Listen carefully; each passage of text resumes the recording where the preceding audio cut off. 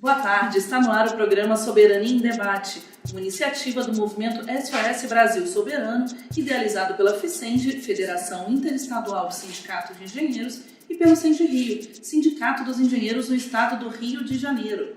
Hoje daremos seguimento à nossa série de entrevistas, construindo uma maioria democrática no país. E para isso recebemos em nosso estúdio Érica Takimoto. Bem-vinda. Obrigada pelo convite. Érica Takimoto é vencedora do Prêmio Saraiva Literatura na categoria Crônicas, é autora de mais de 10 livros, doutora em Filosofia pela UERJ, mestre em História das Ciências e das Técnicas e Epistemologia pela UFRJ, graduada em Física pela UFRJ, professora e coordenadora de Física do Cefet, e é também candidata a deputada estadual pelo Partido dos Trabalhadores no Rio de Janeiro. Érica, nós estamos vivendo uma crise na área de educação, principalmente nas universidades públicas, com o desmonte das universidades públicas e da rede FATEC. Que propostas poderiam estimular esse setor?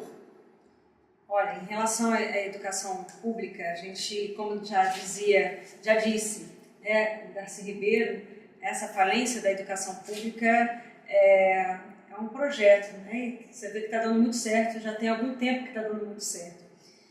Nós temos aí, em relação à educação pública, principalmente a parte do ensino médio e a parte da FATEC, a gente teve, nos últimos governos, um sucateamento mesmo, várias unidades da FATEC fechadas.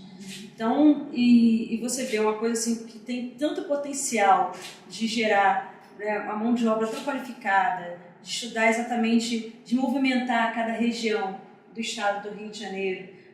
Então, a proposta que a gente está trazendo é exatamente você analisar essa rede FATEC e tentar transformá-la em um Instituto Estadual Tecnológico. A gente divide o estado em 10 núcleos regionais e analisa, estuda cada núcleo desse, a demanda de cada núcleo regional, que são regiões muito diferentes que nós temos no Rio, né? Por exemplo, a região dos Lagos, uma região metropolitana, a parte do Noroeste, é muito diversificado o Rio de Janeiro. Então, para cada lugar tem uma demanda diferente. Tem lugar que a gente pode explorar, por exemplo, cursos de turismo, né? Cursos de agropecuária, tem outros que é melhor a gente estudar a parte mais de eletrotécnica, eletrônica, a parte mais industrial, dependendo da parte turística também. Então, depende muito de cada região. Isso a gente já está fazendo, né, com muito carinho, com muita profundidade, já tem algum tempo, e está vindo com essa proposta, principalmente para a rede FATEC. No caso das escolas estaduais, a gente tem que tomar muito cuidado, porque a gente está num momento assim, muito delicado, porque tem a reforma do ensino médio. Exatamente. E essa reforma do ensino médio, assim, compreendo, né, e as pessoas que estão caminhando ao meu lado, ela é um verdadeiro apartheid social. Você passa a ter uma escola voltada para a elite, né, as escolas particulares, e as escolas estaduais, elas passam a ser um local para você ter uma fonte de uma mão de obra extremamente desqualificada e barata. Por essa reforma, você vê que há uma possível parceria público-privada e ainda falam que o aluno vai sair de lá, vendem isso como se fosse algo muito bom, que os alunos, as alunas vão sair de lá empregados e com cursos técnicos também, né? Tecnólogos. E aí, eu que sou professora de um Centro de Excelência em Ensino, uma escola técnica, que é o Cefet, e já andei por aí visitando alguns institutos federais, a gente que está nesse meio, a gente sabe o que se precisa para você formar um técnico de qualidade.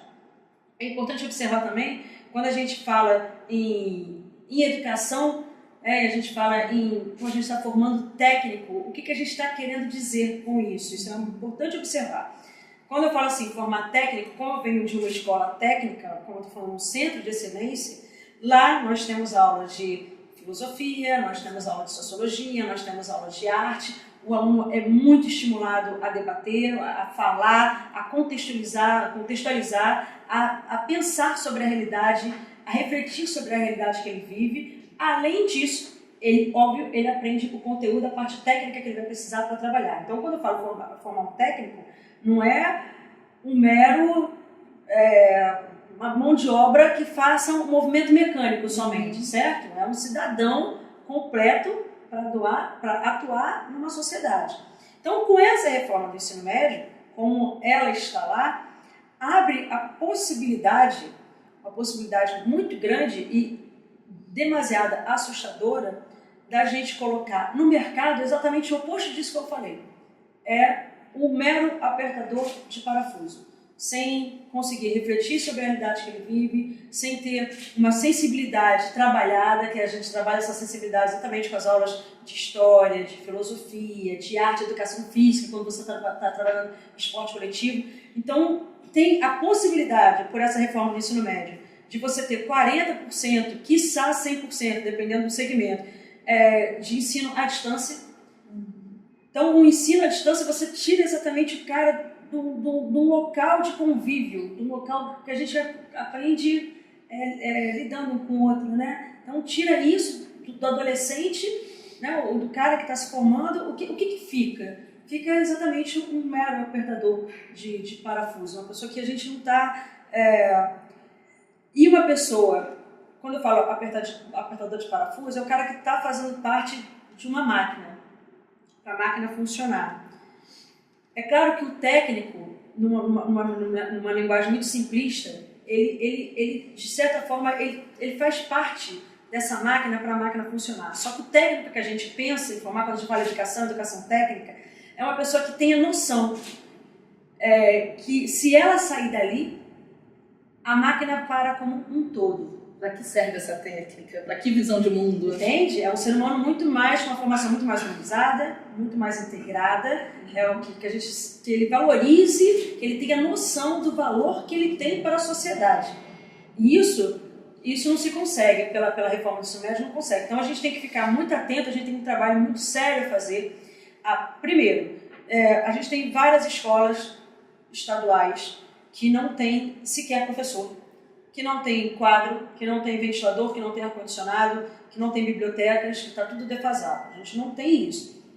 Então, primeiro é tratar disso. Por essa reforma do ensino médio, se não tiver professor, não tem problema. Não tem problema, não tem professor de física, não tem problema. Não é obrigado mais a ter professor de física. Então, isso é uma coisa muito grave. Então, eu acho que a gente pensar exatamente como é que a gente pode evitar que essa catástrofe aconteça no Estado, com essa reforma sendo aplicada, e num plano maior, que não seria o meu, seria o plano federal, mas a gente está atuando tudo junto, num partido só, um barco só, tentar revogar essa reforma. Isso, é claro, quando eu estou falando isso, eu estou falando das universidades estaduais, né, do Rio de Janeiro também, e também amplia para as universidades federais. A gente tem que tomar muito cuidado, que a gente está numa onda fascista muito grande, onde eles estão cada vez mais desmerecendo o conteúdo que é feito, que é formado nas universidades, querendo falar que isso é irrelevante, o conteúdo intelectual, pensando que isso é irrelevante para a sociedade. Então a gente tem muito trabalho pela frente. E nesse contexto de reforma do ensino médio, a gente também vê o avanço da escola sem partido. Quais são os prejuízos e também quais estratégias de resistência para barrar esse movimento?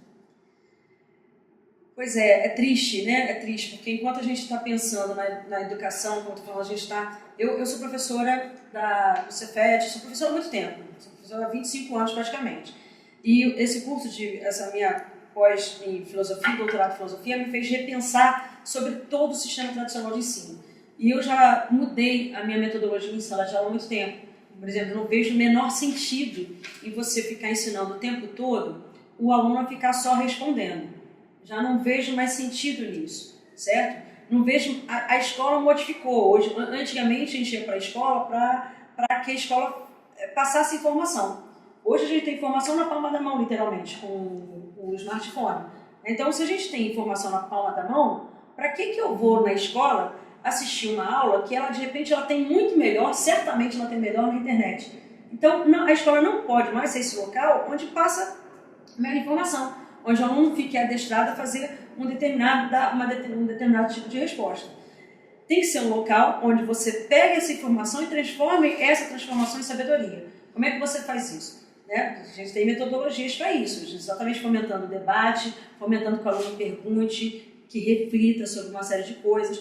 Temos como colocar, fazer a aula ficar menos chata, porque hoje em dia não faz mais sentido um aluno que a velocidade, né, hoje mudou muito, você vê pelos desenhos animados, pelos filmes, pela conversa dos adolescentes, você dá uma aula onde o aluno fica de 7 a meio-dia sentado e o professor está falando. Ninguém mais aguenta isso, nem nós, adultos, nós aguentamos mais isso. Então tem metodologias para você colocar o aluno mais como protagonista. O professor falando o menos possível, não sendo um mero depositor de informações, mas ele conduz a aula estimulando que o aluno pesquise, inclusive utilizando o celular. Então nós temos muita coisa para trabalhar, certo? Aí, em contrapartida, vem o Escola Sem Partido. A Escola Sem Partido vem nesse momento exatamente para tentar rebater isso que a gente está tentando avançar aqui. E está tão bacana, tem tantas coisas acontecendo, tantos congressos que a gente está falando. E o que vem falando da Escola Sem Partido? O professor não pode fazer isso. O professor não pode debater, o professor não pode contextualizar, o professor não pode fazer o aluno pensar, não pode fazer o aluno refletir. O que o professor tem que fazer? Tem que passar conteúdo. Tem que ser aquela aula enciclopédica de 1890 e tal. Entendeu? Lá do século XIX. Vem forçando exatamente isso. E aí é um retrocesso muito grande. Como é que a gente resiste a isso? Como é que a gente... Porque isso faz parte dessa onda fascista que a gente está vivendo. E a onda fascista mexe exatamente na parte da educação. Né? Você tentando calar quem exatamente estimula o debate, a intelectualidade. Como é que a gente rebate? Eu acho que através de diálogo, muito diálogo, através de muita conversa, através de políticas públicas, acho que campanhas que muita gente, a grande mídia não se atentou ainda, que ela faz parte, né? A grande mídia está aliada a esse discurso fascista, mas a gente precisava de um movimento social muito forte para conscientizar, né, que isso que estão colocando na Escola Sem Partido, o próprio o nome foi... Aí eu tenho que tirar o meu chapéu. O nome foi muito inteligente, né? Escola Sem Partido. Eles vendem a ideia que estão querendo fazer uma escola apartidária. E a gente sabe que, né, só quem está por trás disso são todos os inomináveis, né? E aí, quando eles, só para o fato deles estarem aí, como assim Escola Sem Partido? E pelo que vem defendendo no documento, a escola altamente partidária, exatamente voltada para uma política neoliberal, certo? Está muito claro. Como é que se rebate isso? Tentando conscientizar a população do quão grave é isso. E o mais assustador que eu vejo é o seguinte, que não importa o nível social que esteja na sociedade. Esse nome é um nome que pegou muito. Então, eu conversei já com pessoas da minha família sobre o Escola Sem Partido e todo mundo não, mas muitos falaram assim, não, eu sou a favor mesmo da Escola Sem Partido, a escola não pode ter partido, eu sou a favor desse projeto. E as pessoas sequer sabem do que estão falando. Eu falei assim, não, você com certeza está a favor, você está falando isso porque você não sabe do que se trata, eu vou te explicar sobre o que se trata. Depois que se explica do que se trata, a pessoa, não, mas eu não concordo com isso. Eu falei assim, exatamente, então tem que ler antes de falar que se concorda ou não concorda. Então, existe acho que proposto também, isso está colocado na internet, da gente ser muito rápido, né, ficar lendo só manchete de jornal e se informando só através das manchetes, e a gente não debater as coisas profundamente. Eu acho que isso tem que se debater profundamente com a sociedade como um todo. Como fazer isso? Eu acho que precisa de uma vontade política, pública, movimentar mais esses campos de poder, exatamente para a gente levar essa discussão para a sociedade como um todo, né? Não estou falando só o povão, né? Que a gente fala povo, acho que a gente está falando de uma classe, assim, não estou falando isso, estou falando de todo mundo, certo? Da classe como um todo, sem desmerecer ninguém, absolutamente ninguém. E, digo mais, essa classe que o pessoal fala assim, é o povão, essa de repente a classe que tem mais consciência do que está acontecendo que é essa elite aqui, entendeu? Como estou falando. Muitas das pessoas que estão aqui falam assim, claro que eu sou a favor de Escola Sem Partido, não sou a favor. Eu vi isso dessa galera que está aqui, no topo da pirâmide da nossa sociedade, e que inclusive faz esse desdém com uma classe mais pobre, achando que a galera não pensa, né? Quero lembrar nossos internautas que perguntas podem ser enviadas pela nossa página. Estamos recebendo hoje a professora e candidata a deputada estadual, Érica Takimoto. Agora, mudando de assunto um pouco, Érica, o estado do Rio de Janeiro vive uma das suas piores crises econômicas. Quais as suas propostas para recuperar e impulsionar a economia do Rio de Janeiro? Olha, eu faço uma leitura assim, por alto disso. A questão é a seguinte, a gente teve aí uma reforma trabalhista que atropelou muita coisa. A gente percebeu, a gente aqui do estado do Rio de Janeiro é um estado assim, riquíssimo na parte da industrialização, na parte da nossa indústria naval. E a gente percebeu, pós-golpe, a olhos vistos, quando a gente anda pelo litoral do estado, o que aconteceu? A gente vê vários estaleiros, por exemplo, sem parados. A quantidade de pessoas desempregadas. Então, eu acho que o principal ponto aí é gerar de novo a confiança que o estado do Rio de Janeiro é um potencial de industrialização muito forte, que a gente consegue gerar muita economia, movimentar muita economia através daí. Eu acho que isso foi muito atrapalhado por várias políticas que aconteceram, várias políticas nacionais, e que a gente pode exatamente melhorar aí. Isso numa visão macro. Numa visão micro, mais olhando para cada região, essa proposta dos institutos estaduais tecnológicos, que a gente falou anteriormente, ela também já vem trabalhando isso. Porque quando você começa a olhar para cada região, estudar cada região, e entender que o Estado é um Estado riquíssimo, mas extremamente heterogêneo, quando a gente vai pensar em instituto estadual, que cursos que a gente pode oferecer para movimentar a economia daquela região. A gente também já tá pensando nisso, como é que a gente pode melhorar isso pela educação. Fora isso, a gente tem várias coisas, mas eu vou citar um exemplo, que para mim está muito claro, que tem a cara do Rio de Janeiro, exatamente o nosso carnaval. Isso é um exemplo. O nosso carnaval a gente coloca aqui como uma coisa pontual, uma coisa que acontece de repente no mês de fevereiro, a maioria das vezes, ou início de março, por aí.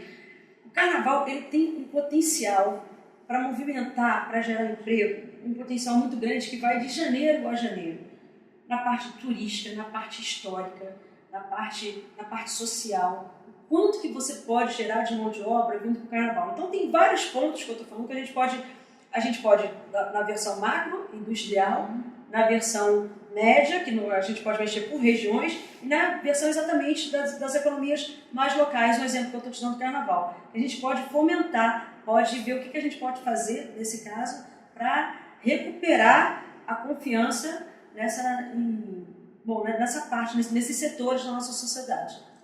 A gente tem acompanhado essa semana uma grande mobilização das mulheres. Qual é a importância do voto das mulheres nessa eleição? O voto das mulheres. O voto das mulheres, a importância eu acho que é tão grande quanto o fato de termos muitas candidatas. A gente está vivendo um momento histórico extremamente delicado. Volto a falar que isso está nos atingindo diariamente, a todas nós, esse movimento fascista. Então, isso que a gente está fazendo, de gritar de várias formas, de se colocar, é uma forma de mostrar que a gente não está aqui para brincar. A gente está exatamente ocupando um lugar que é nosso por direito, certo? O poder, de fato, é muito bom. E a gente também, por que estaria só aí na mão dos homens? O poder está tanto no fato das mulheres candidatas, quanto nas mulheres que estão votando. Representatividade, eu acho que nesse ponto é essencial, e as mulheres têm essa consciência dessa força que elas têm. A gente tem uma história de opressão, uma coisa cultural, que é uma coisa assim, muito, muito séria. Por exemplo, eu não me excluo disso não. Tá? Eu demorei muito a decidir eu me candidatar por medo, sabe? Que a gente tem medo o tempo todo, por medo, por achar que o lugar de repente esse lugar não é para mim, sabe? É um lugar que você olha, veja você, quando a gente chega lá na LERJ, naquela sala principal, você vê um quadro, se não me engano, de 1926, um quadro gigantesco, uma parede gigantesca só de homens brancos, vestidos de terno. Então aquilo ali aquilo ali é muito marcante, é um lugar muito masculinizado. Eu sempre olhei para aquilo ali e falei assim, esse não é um lugar para mim. Como é que eu consegui entender que eu posso ser candidata e que isso não é problema nenhum, através exatamente do empoderamento feminino? Quando a gente fala em movimento feminista, a gente não está falando, a gente está falando de você exatamente mostrar para uma outra mana, para uma outra companheira, que a gente pode estar lá, que esse lugar é nosso, que isso que aconteceu, isso tudo que está acontecendo, não é dado no mundo, isso é cultural, isso foi formado assim. E se foi formado, se foi construído, ele pode ser desconstruído também. É só uma questão de vontade nossa. Está literalmente nas nossas mãos essa oportunidade da gente mudar isso, exatamente desse voto. Então, mais do que nunca, mais a gente está vivendo num estado de exceção muito sério, a questão da fascista mundial, as mulheres têm que ter consciência que essa parte é importantíssima. Não adianta só reclamar, não adianta só falar de opressão, que a gente só modifica isso estando nos lugares de poder. Daí a importância de você votar em mulher, porque ninguém melhor do que nós para falar de nós. Obrigada. E Érica, você recebeu um telefonema pessoal do presidente Lula. Você poderia comentar um pouquinho pra gente? Dá licença. Pois é, recebi. Isso para mim modificou a minha vida. Né? Foi o que trouxe uma visibilidade enorme. Modificou tudo, porque modificou em vários níveis diferentes. Uma que eu nunca pensei, eu não era afiliada, né? As pessoas, entre aspas, me xingavam de petista na rede social, mas eu não era afiliada, não pensava em me candidatar nem nada disso. Eu escrevi um texto onde inclusive eu reclamava que eu tive a posição de algumas editoras falando que não iriam publicar meus livros porque eu falava muito de política nas redes sociais. Editora sem partido. Pois é, editora sem partido. Aí assim, você fala muito de política, então fica ruim te vender. Né? Eu escrevo absolutamente sobre tudo, mas também sobre política. Eu escrevo sobre aquilo que me emociona. Não tem como a gente não ser atingido pela alegria do Bolsa Família, pela alegria de ver o Brasil saindo do mapa da fome, pela alegria de você ver uma universidade você ver a diversidade agora estar nas universidades, nas escolas, como o Cefet, através da política das cotas. Não tem como não falar sobre isso. Não tem como também não falar sobre a tristeza do golpe. E de você ver, no meu caso, de fato, eu acompanhei isso a olhos vistos, o que foi o sucateamento dos institutos federais, das universidades estaduais, que a gente está lidando com o meio acadêmico, as escolas estaduais, acompanhar isso de perto. Então, aí, quando eu fui reclamar disso, quando falaram assim, não, mas você não pode mais falar sobre isso. Eu falei assim, então... E aí eu fiz um texto me lamentando, mas falando que eu ia continuar falando sobre isso sim. Um texto muito irônico, né? E esse texto caiu nas mãos do nosso presidente. E ele me ligou, e foi... antes de eu ter esse título, acho que mais do que isso não garante muito a minha ciência, porque eu acho que me coloca, né, como faz parte também da minha essência, é o fato de eu ser mulher, mãe, suburbana, mãe de 3 filhos, né, e professora, e uma mulher altamente comum, assim eu me considero. Então, nunca na minha vida eu tive contatos, né, para você conseguir uma coisa, você ser filho de jornalistas, filho de escritores, para você conseguir publicar um livro, através de um telefonema você tem teu livro publicado por uma grande editora. Eu nunca tive isso, como é que eu ia chegar até lá? E o pouquinho que eu tentei, tentaram me calar, certo? Então, isso para mim estava me doendo demais. Quando eu escrevi o texto chorando do início ao fim. Quando eu postei, eu solucei de tanto que eu chorava. E como eu falei aqui no início, o telefonema do Lula, ele mexeu comigo em vários níveis diferentes, porque eu estava chorando. Várias pessoas leram, várias pessoas se emocionaram. Mas quem pegou o telefone e me ligou para falar exatamente isso. Érica, eu percebi que você está precisando de um abraço. Você receba o meu abraço, foi o Lula. Então, isso para mim, eu já tinha, óbvio, uma admiração por ele, mas eu recebi um telefonema de uma pessoa falando isso para mim no momento em que eu estava no chão, prostrada, de tanto chorar. Eu falei assim, caraca, eu nunca vou conseguir ser uma escritora, nunca vou conseguir sair daqui, como é difícil a gente subir, o tempo todo estão tentando nos calar. E eu estava assim, muito, muito triste, e ele me ligar, então isso... Ele falou assim, eu estou te falando para você continuar sendo, que é difícil, eu sei que você está sofrendo um processo de censura, eu sei quanto que isso é difícil, mas você não está sozinha, companheira. Sabe lá o que eu ouvi isso do Lula? Eu, professora, suburbana, certo? Mãe, solteira, os 3 filhos. Então isso, o que fez eu me sentir? Eu me senti uma Mulher Maravilha, entende? Não tem como esconder a alegria e esse, né, o poder. Eu falei assim, caraca, o Lula me ligou, essa alegria mesmo de viver. E ele falou, eu estou reconhecendo aí a força de um soldado. Eu sei quanto que foi difícil você escrever esse texto. Assim, como assim uma pessoa que nunca falou comigo falar isso? Então, eu falei assim, eu estou falando com uma pessoa que tem uma sensibilidade altamente diferenciada. E depois desse telefonema, eu estive com ele. Eu estive com ele, com meus três filhos e com a Lucimar, que é a moça que trabalha aí na minha casa há 20 anos, mora comigo. Quando nós estivemos lá no Instituto Lula, ele deu toda a atenção possível para a Lucimar, a ponto, inclusive, de me deixar toda enciumada. Eu fui lá para conversar com ele, ele ficou muito tempo conversando com o Lucimar. Eu falei assim, pô, nem eu. Né? E ele, mas naquele momento eu percebi o carinho que ele tratou. Ele cuidou da Lucimar, perguntando de onde que a Lucimar vinha. A Lucimar falou que vinha do Maranhão, se eu estava tratando ela bem, se ela voltou para o Maranhão, o que ela percebeu, né? Sobre se ela tem carteira assinada, se ela não tem. Ele deu toda aquela atenção. Então eu vi que eu estava com uma pessoa diferenciada. Isso foi uma coisa. Então isso me encorajou muito a eu estar aqui exatamente nesse lugar como candidata.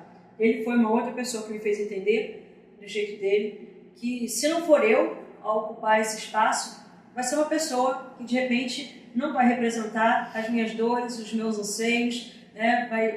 Vai ter o olhar que eu tenho, por exemplo, para a educação pública, vai ser de repente uma pessoa que tem exatamente o oposto de tudo isso que eu tenho.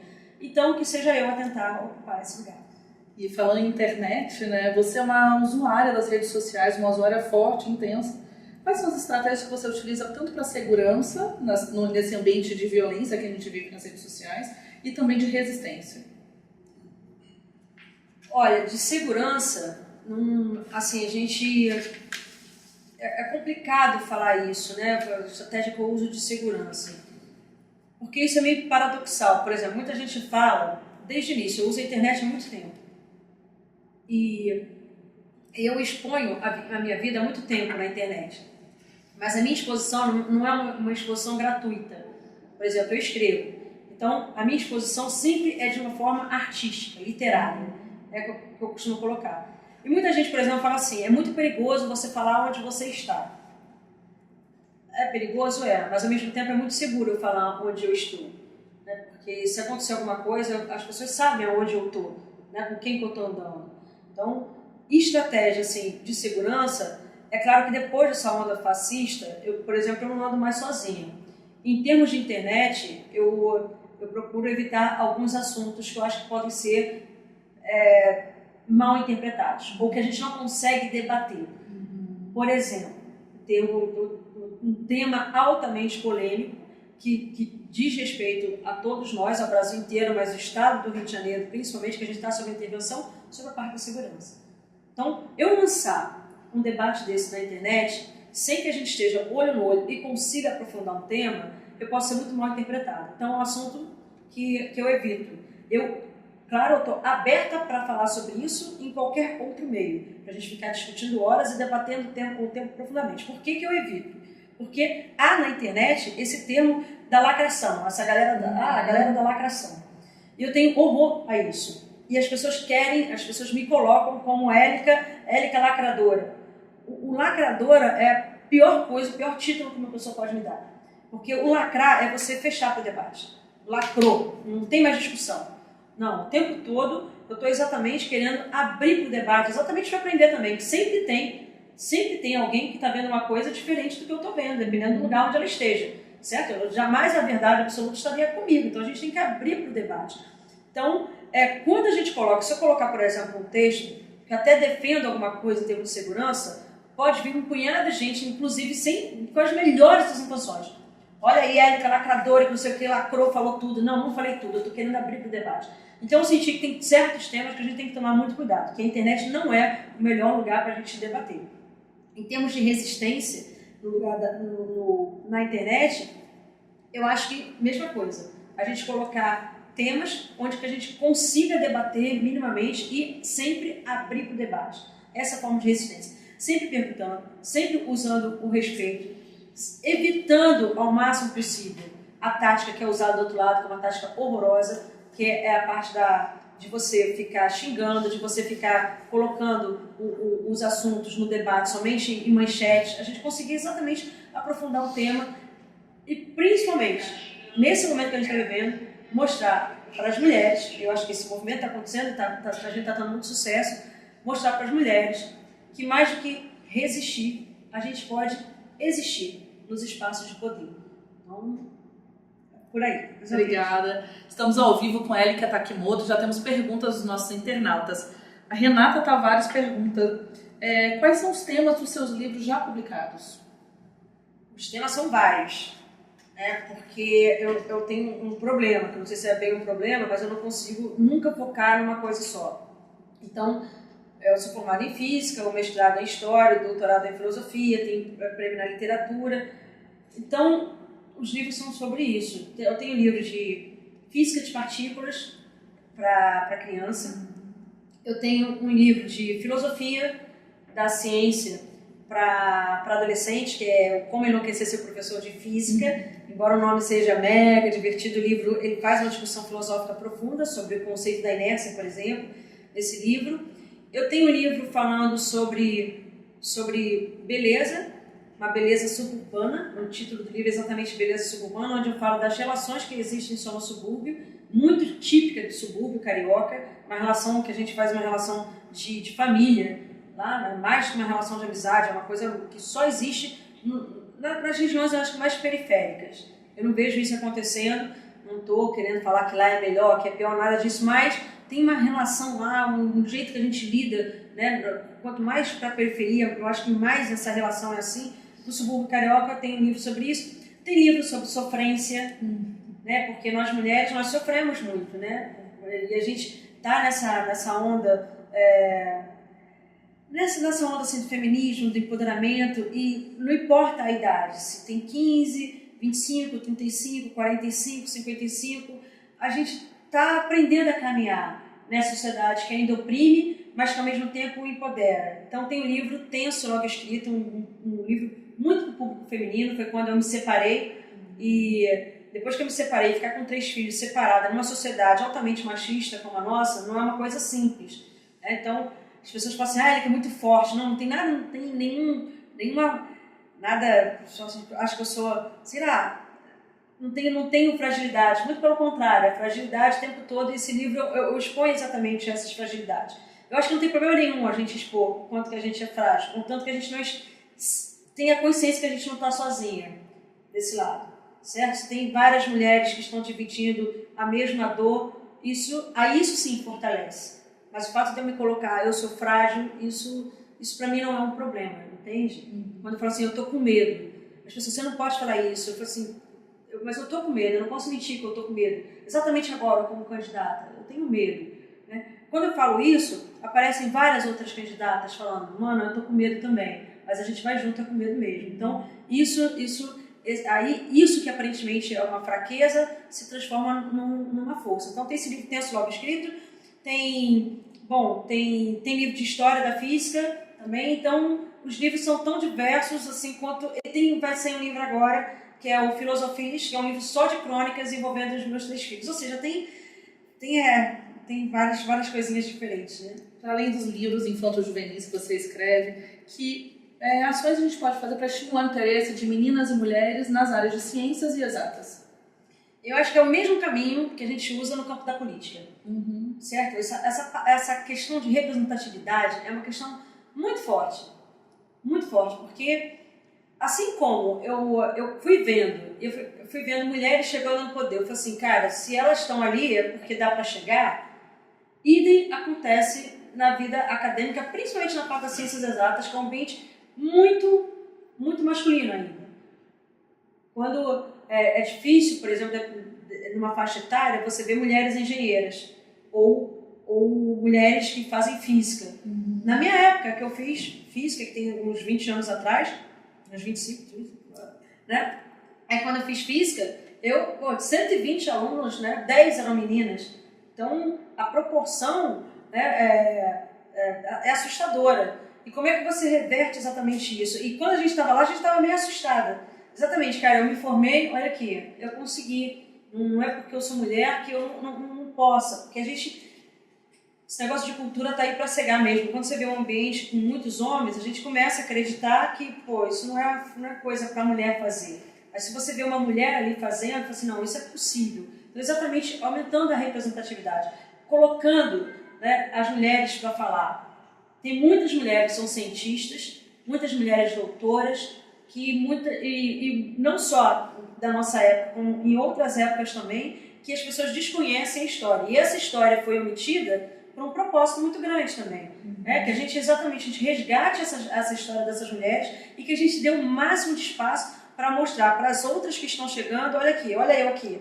Tá? Se eu sou engenheira, se eu sou física, se eu estive no CERN, se eu falo sobre física quântica, se eu estou aqui nesse espaço de poder, é porque vocês podem também, é pela representatividade. E aí nesse ponto, isso que a gente está fazendo aqui agora é uma coisa importante, é um exemplo de algo que contribui muito para que aumente que mais mulheres sintam vontade para fazer ciências exatas. Você dando voz, e aí te agradeço, por isso, dando voz, dando espaço, a gente fala assim, olha só, eu sou professora de física, olha, eu, no caso, sou a primeira coordenadora de física mulher do Cefet. Uma história aí de um centenário, eu sou a primeira coordenadora de física, olha só, se eu sou coordenadora, nós conseguimos coordenar uma equipe também, de pessoas que estão na área de ciências exatas. Obrigada, Érica. Essa nossa série de entrevistas, a gente tem feito há mais de 2 semanas com algumas figuras públicas, parlamentares, para pensar juntos a possibilidade de construção de uma maioria democrática no país. E para você, é possível construir uma maioria democrática no país e de que forma? Eu acho que a gente está no caminho. O caminho está muito bom. E nesse sentido, eu vejo com bons olhos essas eleições. Essas eleições, elas são extremamente delicadas, né? A gente está num estado de exceção, participando de um processo de eleições. Mas, como eu vejo isso? Exatamente em quem você vai votar. Quem vai te representar. Nesse sentido, mais uma vez, né, a palavra se repete, a palavra está na moda, mas eu acho que a palavra, porque ela é muito necessária. Essa parte da representatividade. Quem você vai colocar ali para representar. Quando a gente chegar lá, na melhor das hipóteses, congressos, assembleias, em termos de ideais, a gente vai ser minoria. A gente sabe que a maioria lá já está com uma ideia fechada. A gente está em termos de número, nós seremos a minoria. No caso, mulheres negras, que está lutando pela classe mais pobre, que está com a esquerda, no total. A gente ali é minoria. Como reverter isso? Existe como reverter isso? Eu, por exemplo, estou vindo com uma renovação na política, que muita gente está falando. Ela é renovação, uma cara nova. Mais do que uma cara nova, é uma nova forma de se fazer política. Como eu nunca fui candidata, eu nunca estive ali, eu não tenho vício nenhum, a gente está vindo como uma nova forma de fazer política. E a nova forma exatamente através da transparência. Existe uma coisa chamada hoje rede social, que a gente fala o espaço virtual, não é tão virtual assim, a gente está lidando com pessoas reais o tempo todo, você vê que o mundo, muita coisa acontece no mundo via rede social, ver o Trump nos Estados Unidos, foi muita coisa movimentada via rede social. Então, a gente vai procurar fazer isso na maior transparência possível. Quando a gente faz isso na transparência, quando a gente começa a usar veículos que antigamente a gente não tinha, antigamente só tinha a grande mídia, agora a gente tem várias mídias alternativas, sem contar as redes sociais. Quando a gente usa isso, a gente consegue mobilizar, conscientizar mais pessoas. E se a gente consegue mobilizar mais pessoas, a gente de repente consegue mobilizar o povo de uma forma geral. E conscientizar a galera que está ali sobre o que está sendo discutido nos congressos, nas assembleias. E isso vai promover, acho eu, uma maior participação popular, que é o que parece que está faltando ainda. Parece que está tímida. Tem muito, mas parece que está tímida, ainda mais para esse momento que a gente está vivendo. Então, acho que assim, a gente conscientizando, se a gente ter uma mobilização popular, essa mobilização popular vai assustar essa galera que está lá, que de repente está defendendo direitos que não são do povo. A gente começa a criar uma tensão que eu acho que ainda não existe o suficiente para que a gente seja um dia maioria no Congresso. É por isso que eu estou falando, eu acredito que a gente esteja no caminho. O caminho está certinho, é só continuar. Só ninguém atrapalhar. Muito obrigada, Érica. Nossa, eu que agradeço. Antes da gente encerrar, quero passar 3 minutos para suas considerações finais diretamente com os nossos telespectadores. 3 minutos. Muito bem. Primeiro, agradecendo o espaço aqui, falando que estou como candidata a deputada estadual. Esse é um momento muito delicado que a gente está vivendo, que a gente está num estado de exceção. e a gente está com um preso político que é um líder, né, o nosso maior líder, que trabalhou tanto, que diminuiu a desigualdade social no Brasil, a gente está com ele preso de forma injusta. A gente teve uma presidenta que foi injustamente deposta por essa galera que está aí, que a gente está vendo que não foi o movimento, foi contra a corrupção. A gente está aí com 6 meses sem ter a resposta do que aconteceu com Marielle, então a gente está num momento extremamente delicado. Mais do que nunca, ter consciência do voto, da importância do voto, eu acho que a gente, mais do que nunca, isso é necessário. Então, vocês que estão, né, nos vendo aí, que você se conscientize disso e que chame mais pessoas, que tem muita gente que está desacreditada na política.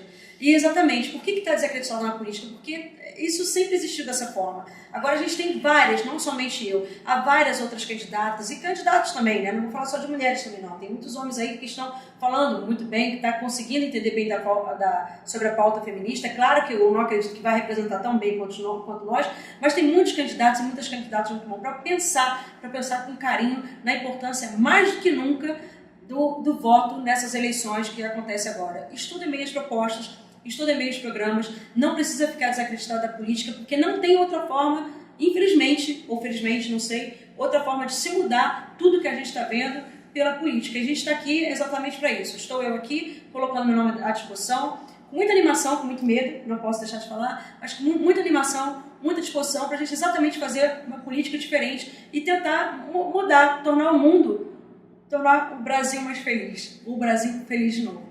Obrigada mais uma vez. Muito obrigada, Érica, pela presença, pela confiança. Nosso programa vai retornar no dia 25 com a presença do deputado federal Glauber Braga e o deputado estadual Eliomar Coelho às 15 horas. Acompanhe a nossa transmissão pela página facebook.com/SOS Brasil Soberano. Obrigada pela audiência.